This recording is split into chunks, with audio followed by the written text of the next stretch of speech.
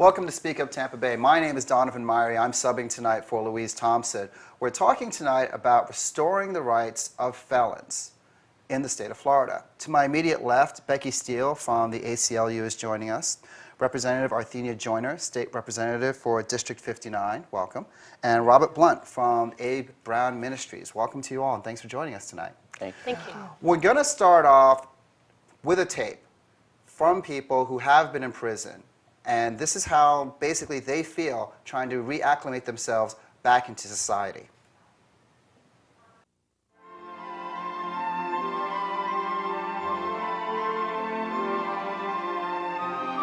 How old were you when you began to dream? Maybe you dreamed about what you wanted to be when you grew up. Did you want to be a doctor, a teacher, perhaps a lawyer?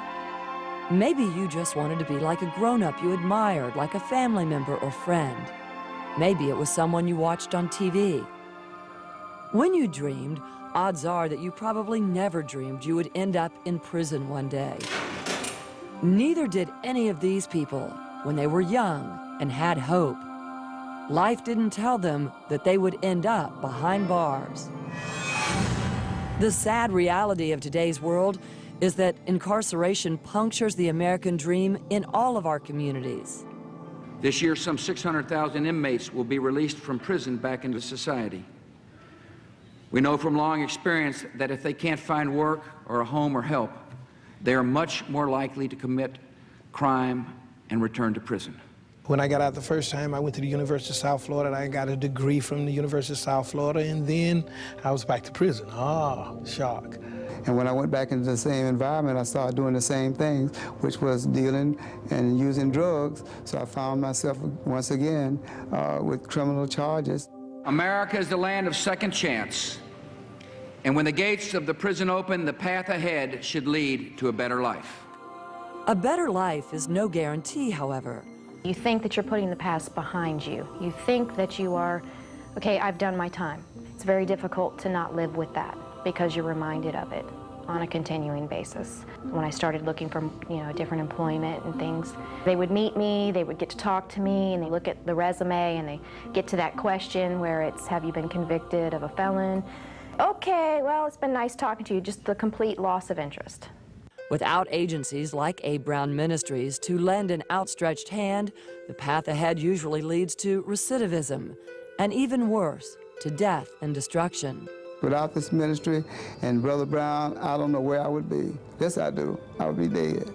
I picked up the paper one Sunday morning, read where one of my ex-football players had been charged with the murder of a cab driver and a robbery. When I saw this, I was devastated, wondered where I went wrong. I came to the conclusion, with that newspaper in my hand, that I had taught this young man how to play football, but I didn't teach him how to live. For 29 years, Blount Ministries has helped forge the path ahead for ex-offenders reintegrating into our communities and society. Although restricted in the number of people who are currently served due to lack of funds, the future of Blount Ministries is bright. Our dream, our vision, is to understand the issues that drive our recidivism rate to be 2 out of 3 people returning back to prison. And studies indicate that there are several issues that are common to ex-offenders: food, shelter, clothing, transportation, education, employment. What we'd like to do is to establish a community to nurture ex-offenders that will provide the housing and provide a safe haven for ex-offenders, but that will also be surrounded with life skills training, to leverage partnerships like the one we have with Hillsborough Community College, to get ex-offenders enrolled into vocational certification programs so that they can have promise for stability in their lives to take care of their families. I mean, these are mothers, these are fathers, they have children. We want to empower, we want to equip, and we want to employ and train ex-offenders to live productively and fulfilling lives. In fact, through its newly formed partnership with Hillsborough Community College, the ministry has enrolled more than 15 former inmates in HCC's Adult Basic Education Program. Already, 4 of these students have passed the GED, and 3 are enrolled in one of the college's vocational certification programs.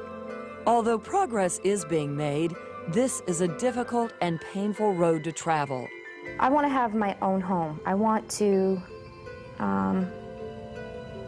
go back to school. I want to have something, a career, something that I enjoy doing every day. I'm rebuilding a relationship with my daughter. Our dreams, we talk about, you know, buying a little house, and she wants to set up a soccer field in the backyard, and I want to paint it yellow with white trim, or white with yellow trim, you know, and they seem so unattainable because of where I am, and I see that in her eyes sometimes.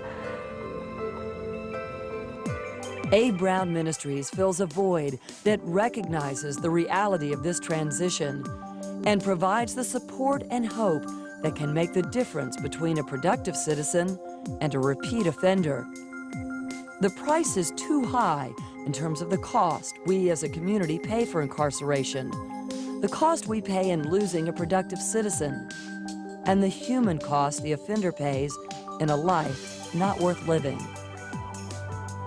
A. Brown's model of helping ex-offenders establish an intimate relationship with Christ while learning life skills and the value of gainful employment gives them hope for sustaining their family and for a future. There is no amount of gratitude. I mean, they have allowed me to be a part of my daughter's life. That helped me to be in her life for this time when I came home. They have done things for my daughter, school supplies, been there for me for resources, resumes, just a friendly ear when I needed to talk, encouragement, giving me more support than my own home church. I control my destiny, got mentally, spiritually, emotionally. The choice was me. For the last 10 years now, I've gone from working for people to owning my own business, and so with me believing that he never left me or forsaken me while I was in prison, that I would not be in need out here. To be able to dream again and to make those dreams become a reality. Since I've been out, I was able to get a full pardon. I got a real estate license. I went and got my teacher's certificate reinstated, and I was able to put over 300 first-time families in new homes. To see a man come in and give a ray of hope and light, speak a word that's right, set many men free. That's what it was for me. That's what Prison Crusade did, not only for me, but for everyone. With A. Brown Ministries, we see the positive results, transformed men and women, productive citizens, parents who have overcome the vicious cycle of incarceration and broken the generational cycle that impedes the path ahead. Because of the Prison Crusade, it gave a lot of individuals hope and another chance to get all of those dreams fulfilled once again. That was a beautiful thing. I saw a whole institution change, and not just one, but a multitude of institutions change, merely because of the Prison Crusade. They're in my little net, my safety net. I don't feel judged, I don't feel discriminated, none of those things. You know, they got a hug and a smile and a hello, they call, they check on me, they check on my mom, you know. I just think they're a really great organization. So please join with A. Brown Ministries in enabling people to have that second chance at life. Through your support, you help ex-offenders to become contributing members of our community. But perhaps more important than that is you give people who forgot how to dream the hope of dreaming again. For A. Brown Ministries, I'm Gail Searens.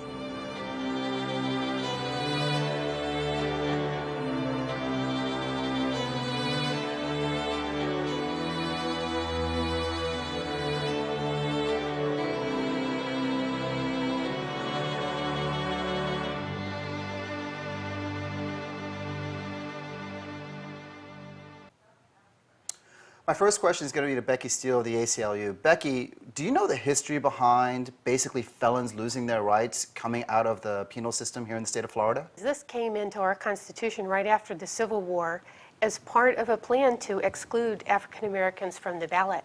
It was blatantly said so by the senator that introduced the bill. And if you look at the pattern of states that have these, It seems to run a lot in the Deep South, and it goes hand in hand with a really disproportionate effect on minorities, both African Americans and Hispanics. And I was reading a statistic somewhere that said 1 in 6 African Americans in the state of Florida falls under this felony law, okay, that they've lost their rights as a felon. And I don't know if it was African American males or all African Americans. The statistics I was reading didn't quite say that, but 1 in 6? Well, I think in the year 2000, it was, if you looked at African American males of voting age, it was 1 in 3. 1 in 3. In the year 2000. So if we had one more person here, they wouldn't be able to vote. One more African American male here right now, they probably wouldn't be able to vote statistically. Yes. Statistically. Every time Yeah. you see 3 black men, somebody can't vote. So it's horrific. It really is, because there are so many out there who cannot vote. And the tragedy that I see is that a lot of them don't even know that they can get their rights restored. So when I was first elected in 2000, the first workshop that I had was Felon restoration at a church here in Tampa. And in fact, it was at A. Brown's church, First Baptist Church in College Hill. And just trying to get the word out. And back in 2000, the process was 12-page application. Now, at least the rules have changed, and it's 1 page. You can do it over the phone. You can call the Office of Executive Clemency, and they will take the application over the phone. I suggest, however, that people do it in writing so that they will have a track record of when they submitted the application. And let's talk about exactly how somebody would get their rights back. Is it as simple as an application because it goes through the governor's office and the clemency board? Is that correct? Mm-hmm. You fill out the application, and it goes up to Tallahassee, and then the parole office does an investigation. And they check out what's in the application. They may find how long it's been since your conviction, since you completed your sentence, whether you've been arrest-free that whole time. And then they will make a recommendation to the clemency board. And then they sit, how often do they sit? It's like 4 times Four a year? times. 4 a year. hearings a year. 4 times a year. And what's the average amount of people, I guess, that get their rights restored back? And then my next question after that is, how many people just say, you know what, I'm done with it, I don't want to do the paperwork, or they don't know about it, or something like that?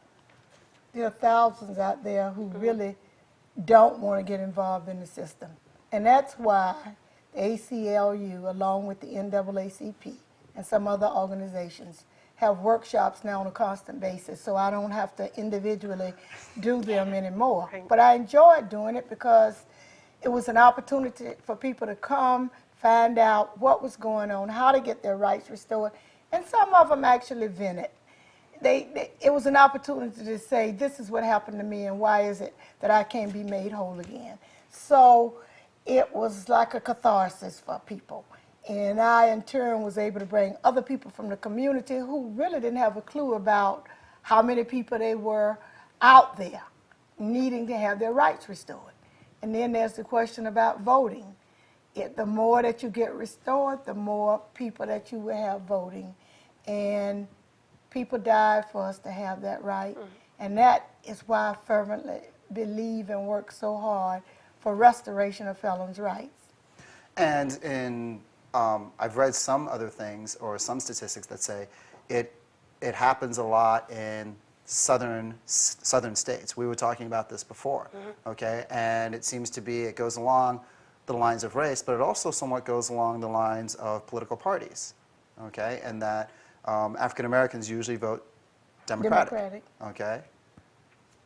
Well, and that's what's in the marketplace. The feeling is that because so many of the persons, the ex-felons are African American, and that we basically vote Democratic, that if you restore all these people, then the Democrats will have even more registered Democrats in Florida. And right now, there are more registered Democrats than Republicans in the state of Florida. You can't tell it when there's a presidential election, but it happens that there are, and there will be more. But people vote for people. All politics is local, and I really don't think that should be a factor in the legislature deciding whether or not they're going to move for automatic restoration. And that has not happened in the 5 years that I've been there. Every year a bill has been filed, and last year for the first time since I've been there, the bill was workshopped in a committee. Workshop means that the proponent, the sponsor comes, tells what the bill is all about, and brings witnesses, and the committee listens. And then if the chair or whoever decides what will be heard, and usually that's leadership at the top, then you come back and at some point the bill is presented for an up or down vote. Well, it hasn't happened. And the question is, will it happen this legislative session? It should happen. But the public has got to get involved. They've got to call their legislators and say, it's time now to hear these bills for restoration of rights of ex-felons. But that's only part of it. Then we need a constitutional amendment because the Florida Constitution says that ex-felons can't vote. So it's a two-part deal. But if we can at least get the ball rolling in the legislature by hearing the bill and passing the bill, then perhaps we can get the constitutional initiative passed. Robert? I mean, I hear everything she's saying, and she's right on target and certainly closer to it than I am. But from a community standpoint as well, you know, beyond the political side, it's irresponsible for the state of Florida to utilize taxpayer dollars to incarcerate these individuals, but then turn around and release to our communities a person that is worse off and more dangerous than they were before they went in. And so now you compromise public safety for everyone. It's not an incentive, it's a disincentive for me to turn my life around and get on track. And I just think, you know, we need to be tough on crime, and you need to pay your restitution, you need to do all these things and fulfill all of your obligations.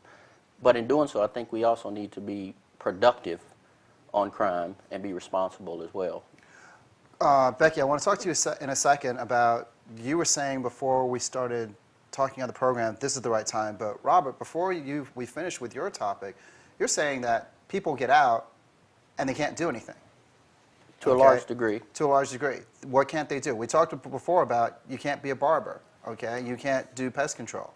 There are some basic fundamentals of life that we all need to survive. You know, you need income, education, health care, you need employment, and you need justice.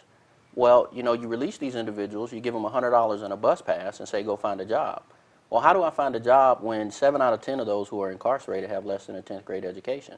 And so now, today, if I go to prison with a 10th grade education, because of budget cuts, I'm coming back, likely with still a 10th grade education, but now this mark against me as an ex-felon. And so you have the whole education piece. There's a federal statute where a state that does not revoke or suspend the license of an individual convicted of a drug-related crime will forfeit 20% of their DOT federal funds. And so what do you think they're going to do? They're going to suspend that license. They're going to revoke that license. So now I have no education, and I have no transportation. So you can't get around, Absolutely. Can't get a job. Absolutely. And there's a federal statute and that also prohibits an ex-felon from having their name on a lease in a federally subsidized community. Okay, so now I have no education, no transportation, and nowhere to live. And nowhere to live. So where's my support system? So what are you going to do? To get a job. So what are you going to do? I'm going to survive the best way I know how. And that's why 2 out of 3 go back to prison within 3 years. And that was my next question. You know, we basically release these people, they come out, and how many end up going back in? 2 out of 3. You know, I was reading somewhere we have one of the largest penal systems in the country. Third largest, just past New York. Third largest, just past New York. And they're crazy up there. We're just kind of crazy. They're really crazy up there. Yeah. Well, and this is such a great point because groups that you wouldn't think support automatic restoration, like the National Association of Corrections Officers, the correctional professionals know, they've seen studies showing, there was one study that showed there's half the rate of recidivism for people who were able to vote and have their rights back than people who weren't. And it makes sense because if you're shut out and you feel like you're not part of the system, then you know you're less likely to be a productive person. So even people who are in the business of dealing with ex-felons and prisoners are for automatic restoration of rights. And those are the people, the correctional people, they see the same folks coming back through that door over and over Absolutely. again. Yeah. And think about all of the money that we spend to keep them incarcerated and to provide for their health care needs and their mental health needs. Because people in jail are just like those of us who are free. They're a microcosm of America. So all the problems that we have, they have. But we could put some of that money into training, put them on the street, let them get decent jobs so that they can afford to have health care, so they won't be, once they get out, won't be in the emergency rooms, because it costs more for a person to use the emergency room as their doctor, as opposed to having a primary care physician if you have insurance. But we've denied everything. So then we wonder why Joe Blow is out there again going back to jail. Well, we just let him out 6 months ago, but in the meantime, he doesn't have anywhere to stay, he doesn't have a car, he doesn't have food, he doesn't have a job, he doesn't have anybody but A. Brown Ministries to help him. And I would like for Robert to tell us, number one, he's on a task force appointed by the governor with respect to this subject, and A. Brown Ministries, which has been in existence for more than 30 years in this community, has done a phenomenal job with ex-felons. And I think the public needs to know what they're doing and what they can do to help A. Brown Ministries reach out to help some of these ex-felons. There's always more that can be done, but Robert can share with us exactly what they're doing and how the public can help. Taking over, Robert. Well, I can't speak for the task force, but I can certainly speak for A. Brown Ministries in the local sense. And we've done an excellent job in our ministry of going into the prisons and trying to deliver a message of hope to the 86,000, now close to 90,000 men and women that are incarcerated in the state of Florida. I think there's 126 state prison facilities in the state of Florida, and their appropriations like $2 billion. It's a huge number. And so it is an expensive proposition.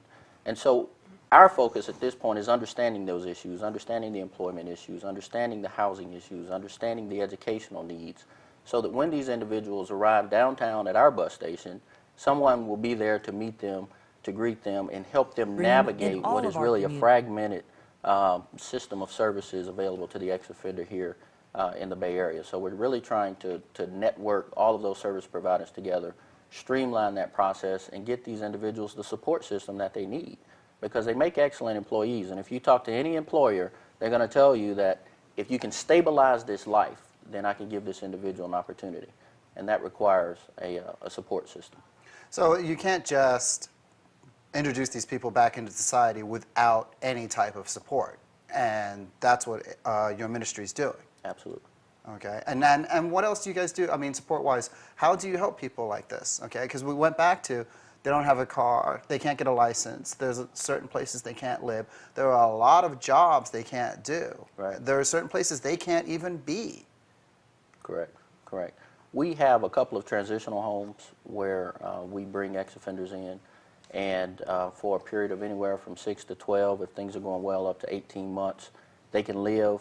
And we will really just kind of serve as an organized mentor for these individuals. As Representative Joyner stated, we've been in the community, serving this community for 30 years, so we've evolved as this master referral agency.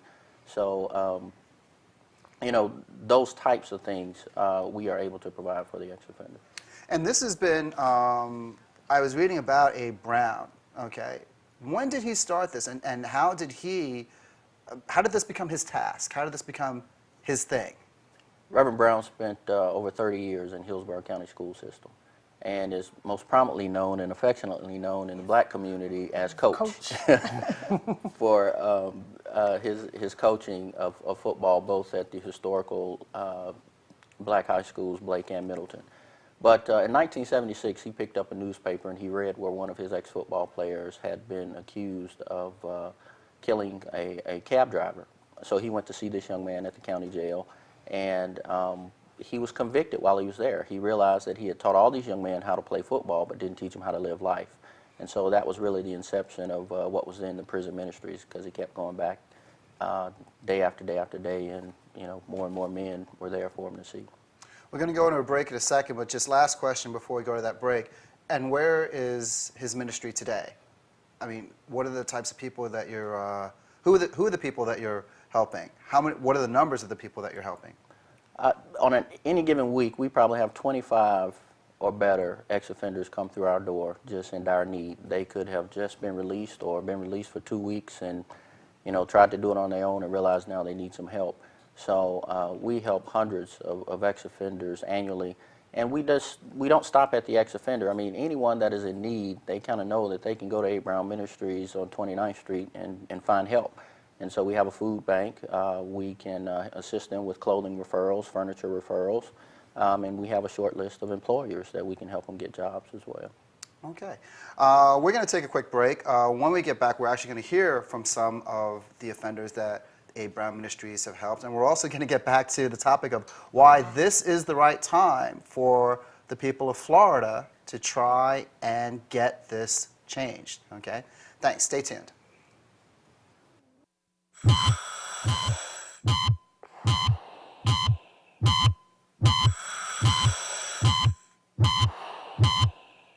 You know, because they die. Can you handle the truth?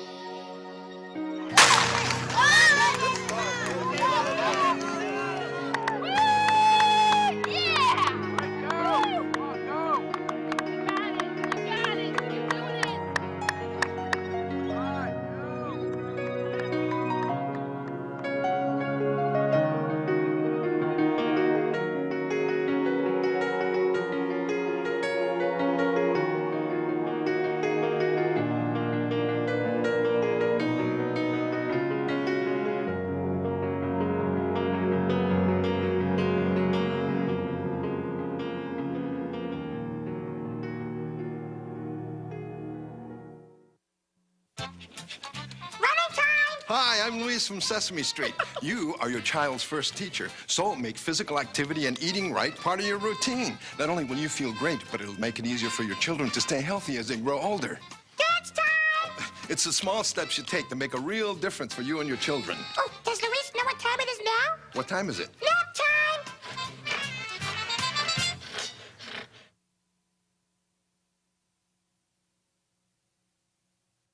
Can I help you, sir? I found these over by the stairs. Love handles. Lots of people lose them taking the stairs instead of the escalator. Thank you.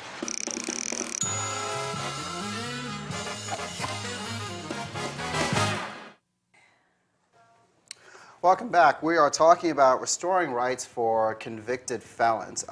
Just to reintroduce the panel that we have with us today, Becky Steele is from the ACLU. Arthenia Joyner is a representative, a state representative, representing District 59, and Robert Blount is from the A. Brown Ministries. Again, thanks for sticking around. This is going great. This is going absolutely wonderful. Becky, about 10 minutes ago, we started talking about why this is the time to get this changed. Why is this the time? Why is it now? Well, this is the time because there was, for a long time going on, a legal challenge to this system. And that made its way through the federal courts, and one court, would dismiss it. Then, interestingly, it hung up on a divided panel of appeals court judges, but it went to the Supreme Court this year, and they turned down review. So that puts the ball back in the court at the legislature and the people of Florida. The only way we can fix this problem is to amend our Constitution. And you can amend it two ways. One is to sign a petition and get for citizens to put it on the ballot. But the faster way is for the legislature to put it on the ballot. And the legislature in this session could vote to put it on the ballot in '06, and then Florida voters could decide to fix this problem once and for all. Arthenia, you're looking around, and I'm just getting this look of, Well, because you said we started doing this process last year? 2000. 2000. That's when I was first elected. 6 years and in ago. the first session, 2001, there was a bill. Black Democrats have been filing bills forever for automatic restoration of felons' rights. It hasn't happened. We've never had the bill heard. Only a workshop of the bill the last session.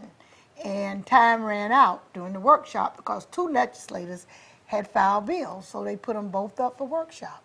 I mean, in order for this legislature to do what Becky has suggested would be manna from heaven, if the people can move them to do it. The other way, the Citizens Initiative, that means we'd have to get 611,000 approximate signatures of registered voters who signed the petition to have it placed on the ballot. And in order to do that, the Florida Supreme Court's got to review it, and you need 61,000 by April in order for them to review it. So it doesn't appear that it's going to happen that way, and that's why Becky said now is the time for the legislature to act, considering that the courts have said, well, Florida is your business, take care of it in Florida. So the courts have kicked it back to the politicians. They've said, you guys need to take care of this. This is, you know, we've looked at it. This is your to-do with, okay? The politicians are saying... Well, some of them are saying we don't want to take a look at it, and others of us are saying, why not? This is a fundamental right, the right to vote. It makes a person believe in what they are, believe in being an American that will have the opportunity to just have a decent job. You know, these people want the same thing that everybody else in America wants. A good job, the right to vote, the right to go out to dinner once a month. I mean, just the mundane things that so many of us take for granted. Every person who's been convicted of a felony does not deserve to not have their rights restored. There are some people with some crimes, they will never get their rights restored. Certain sex crimes, it doesn't matter. But those, the drug problem, almost all of the African-American men who are in jail is related to some drug crime, the crack and the cocaine and the disparity that existed with that. And so it adds up. But if a person has been sentenced to so many years and they serve it and they've been ordered to pay restitution, then they should have the right to have their rights restored so they can vote and have a decent job. But I have a little more optimism. Of course, you have a lot more knowledge, so I've got to defer. But there's a Florida Rights Restoration Coalition, and so we've been meeting with people from the NAACP and the League of Women Voters, and a lot of other nonpartisan groups have been going to sit with legislators, and we've met with countless people. And I spoke to the Pinellas Legislative Delegation, and normally you zip through these little, you know, you get 2 minutes, they cut you off like this. They kept me talking for at least 10 minutes and maybe closer to 15. And one legislator came running out of the meeting with me to talk to me about this issue. So it's something that is there, people on both sides of the fence are starting to move on it, but they won't really do it until they start hearing from people that this has just got to change and that the people who are their voters want it to change. Well, what Becky said is inspiring to me because as one of the 120 members of the Florida House, I know that things happen when citizens talk. Because as I said before, all politics is local. Local folks start calling their elected legislators, going to see them, and that things can change. I'm a bit more optimistic than I'm appearing to be because the DNA bill, last year time ran out on the DNA bill, but the governor automatically extended it so that persons could. Now, you saw where we gave $2 million to Milton Dedge, who had been incarcerated for 20-some years. We gave him money.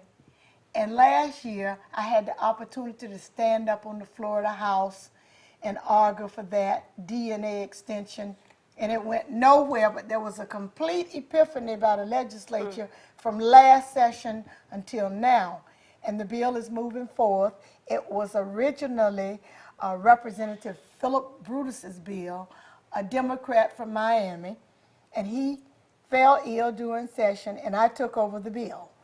and I fought like hell to get it heard.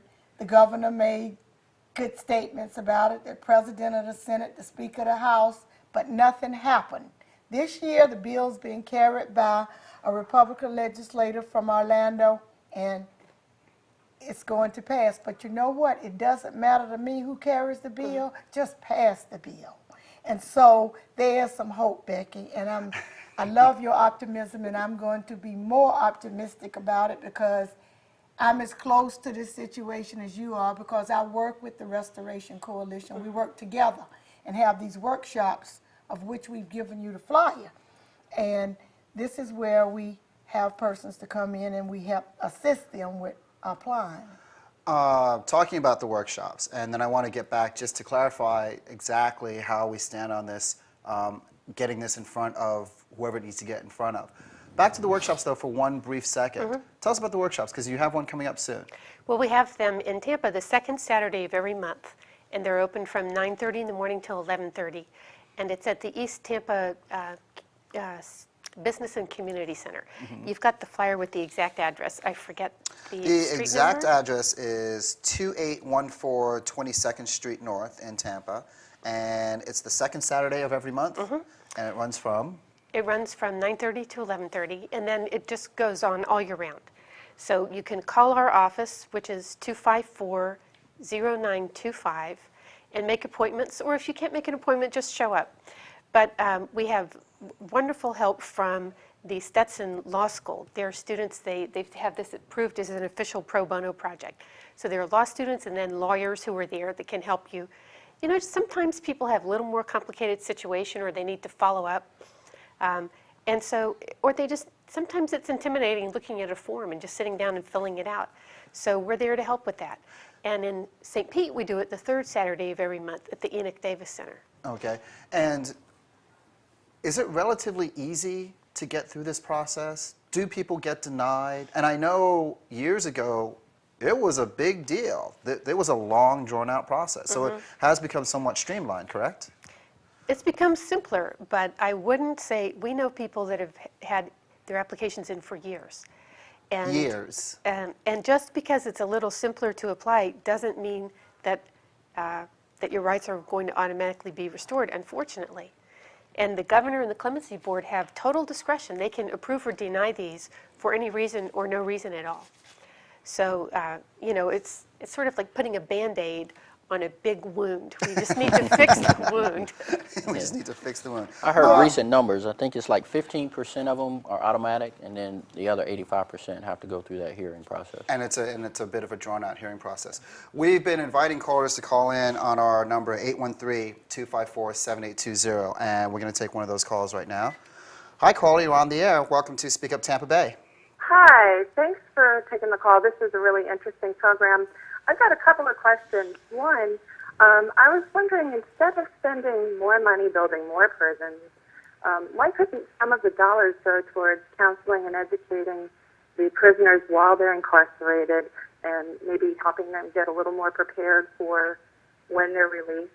And then my other question is, are there other groups locally that help felons as they're released and help them get reintroduced into society? Thanks. Hey, everybody's Robert, looking at me. We're competitors this month. Let's actually start with the last one. Let's start with people, other groups that help turn people's lives around once they get out of prison. And then we'll go back and address the other question that she had. There's several groups, and the key is there's no central contact person. A couple of years ago, we actually started a group mimicking Pinellas County called the Hillsborough Ex-Offender Reentry Network. Over in Pinellas, it's called PERC, the Pinellas Ex-Offender Reentry Coalition, I believe. And what this network does is try to bring together all of the service providers who serve ex-offenders so that we can identify where the gaps in service are, get a better understanding of who does what well, so that we can begin to work together and streamline that whole process. So there are several various organizations that make up that network. We work with the U.S. Attorney's Office. In fact, I'm a co-chair with Will Daniels of the U.S. Attorney's Office of that particular network. But there's organizations, Hillsborough County Sheriff's Department's there, Probation and Parole is there, Tampa Crossroads. There's programs like New Beginnings, Christ-like Ministries.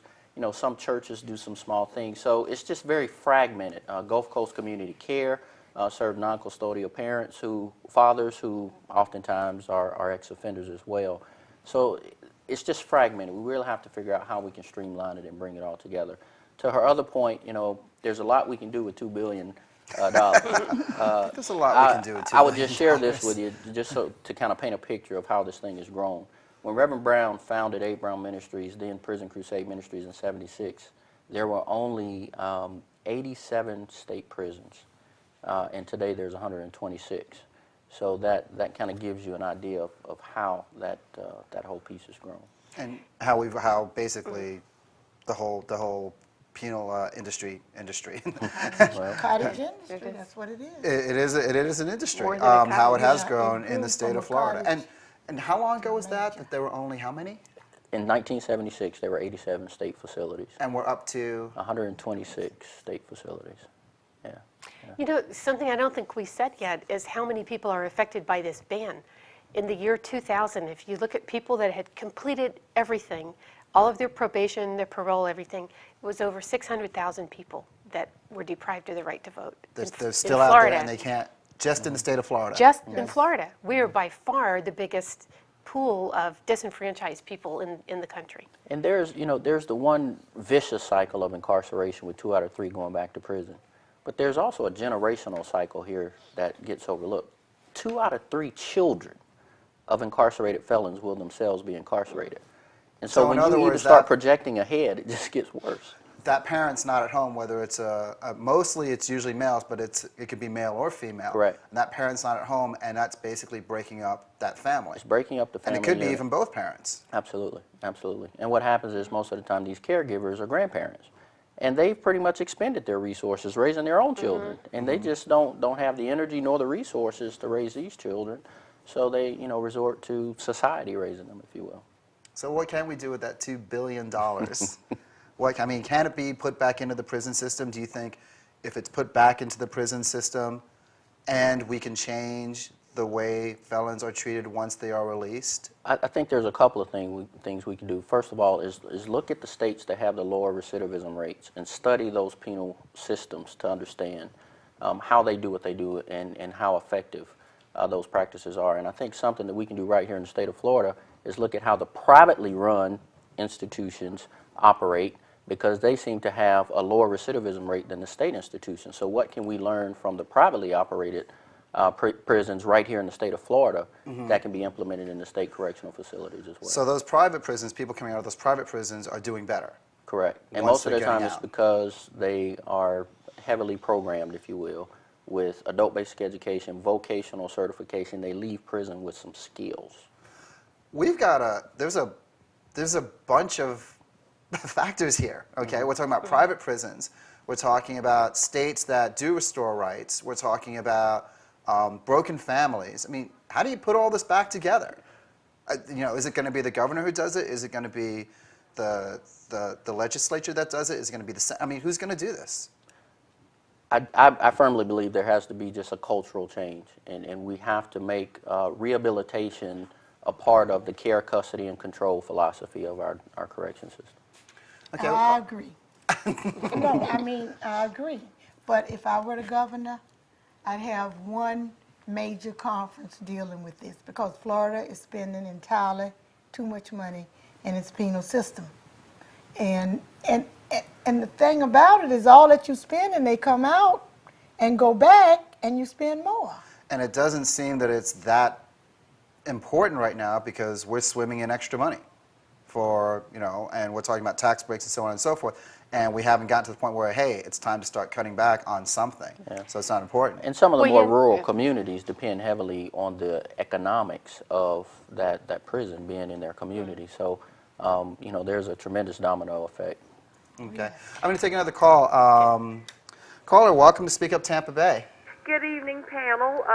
Arthenia, Joyner, this is Pastor Michelle Patty. Good evening. Good evening. My question is, because I receive a lot of mail and phone calls from inmates who want to pursue their college degree, and they're being told that they have to pay for these courses. Of course, they have no money. So how can an inmate better themselves when they're having to pay for everything while they're incarcerated? Panel? Thus, 126 and 90,000 incarcerated. How does it get paid for? It doesn't, because they don't have the resources. That's something that we should look into. It goes back to what Robert said. They come out with no skills. We don't educate them. We don't have a rehabilitative concept. It's not important, obviously, because we don't invest enough in it. But if we decided as a state that we wanted to rehabilitate our prison population so that when they made reentry into society, that they would be equipped with the tools to hold a job, then things would change. But we need that sea change in Tallahassee, and it needs to come from leadership, but it can be generated from the grassroots. Because if the people rise up and say, this is what we want, I can stand in Tallahassee and I can grab the mic on the floor, I can plead, or I can demand, but I can't make it happen if I don't get the people to support me. And that's what we need. We need a change in this state as it relates to persons who are incarcerated. And Robert hit the nail on the head. And with that, we should take it from here, and maybe tonight can be the beginning. Michelle can get her people together, and I can get mine together. And if we put our heads together and map out a plan to move to get, because it's African Americans who are disproportionately affected by this. Every time we pass a law, most of them are felonies. And so you start cringing. Are you sure you want to make that a felony? Are you absolutely sure?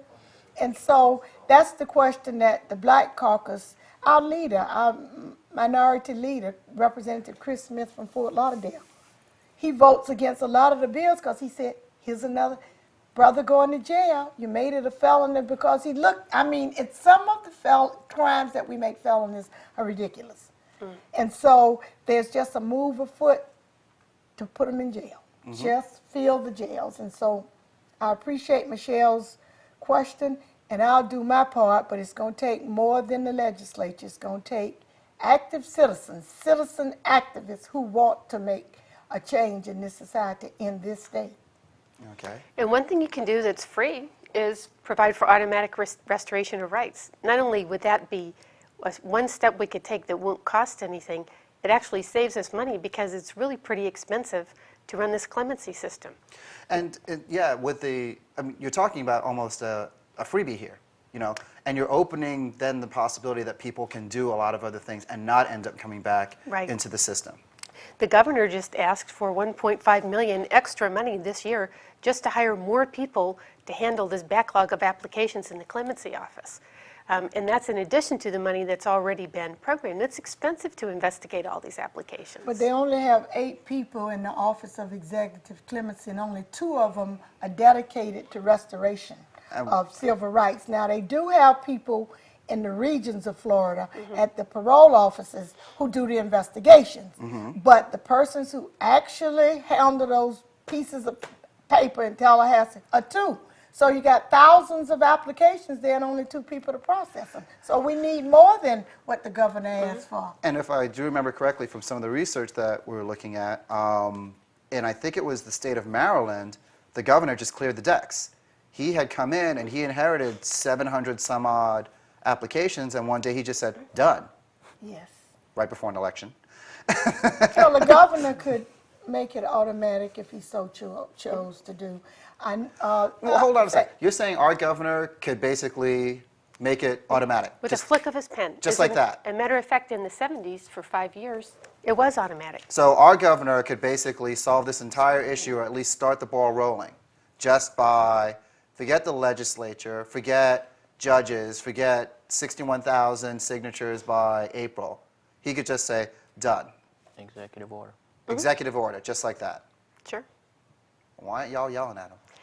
Well, because because we need y'all to yell at him. Well, we're yelling. We're yelling now. Yes, we're yelling now. And this can be the beginning of the snowball. It's going to take more than the 4 of us. And it's only a temporary fix, because when you get a new governor in that could change his or her policies, He could take it right back. the He only or way she to could take it right back the the other only way. way to really fix the problem is to fix the Constitution. I want to take a phone call here, and I want to come back to sign of the pen.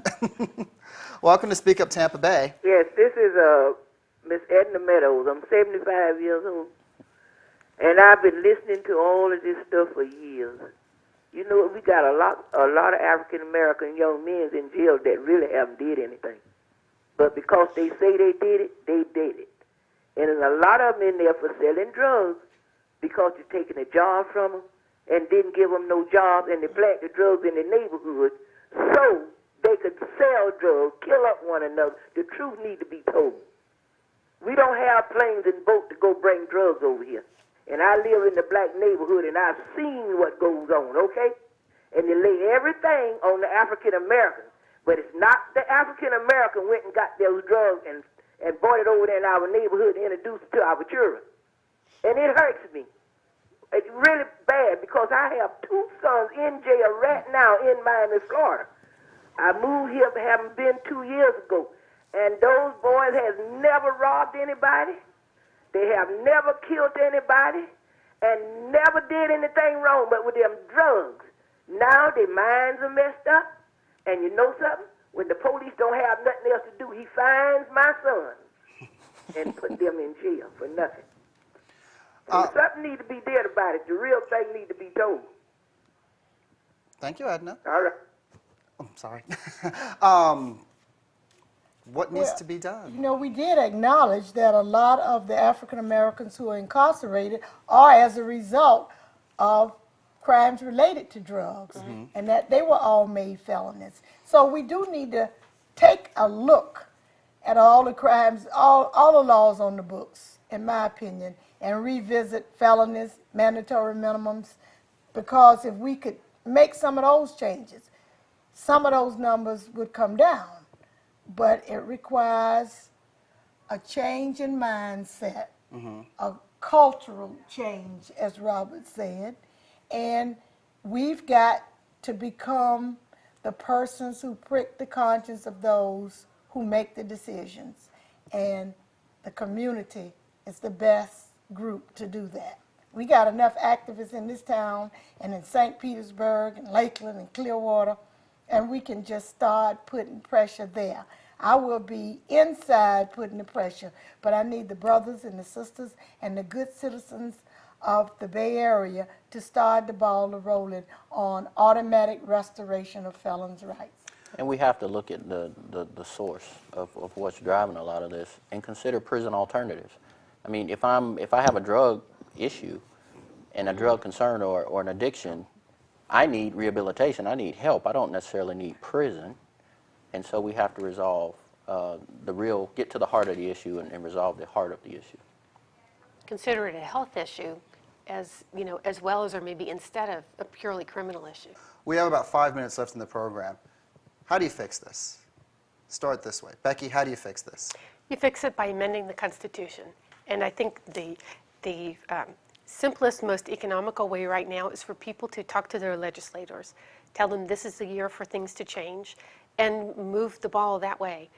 You can also sign a petition if you're interested. You can go to our website, which is www.aclufl.org, and click on the voting rights issues. We have a lot of good information, and you can pull up a petition and sign it and send it in to get the ball rolling. But really, we need to just change the Constitution. You say change the Constitution. Arthenia, down to 3.5 minutes. What do you say? How do we fix this? You've got to amend the Florida Constitution. It's in the Constitution that you will not have those rights.